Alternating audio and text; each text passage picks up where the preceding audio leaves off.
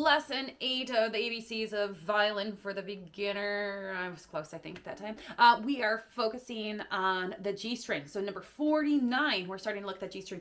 G, first finger is A, second finger is B, third finger is C, and then fourth finger is D. Now, they don't give us too many warm-ups for this, for reading the G string. They expect you to get with the program and do it, but please use other resources to get more comfortable, because using these ledger lines, especially with eighth notes, with more bars and everything, it can sometimes be frustrating because we just don't have a whole lot of practice.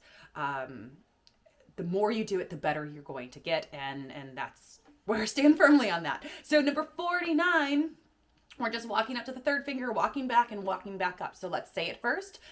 And if you do the fingers with it, it will help you as well. So G, A, B, C, C, B, A, G. G, A, B, C, C, rest, go.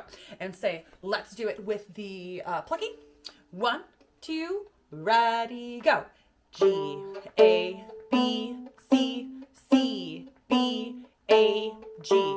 G, A, B, C, C, rest, rest. All right, now with the bow. 1, 2, ready, go.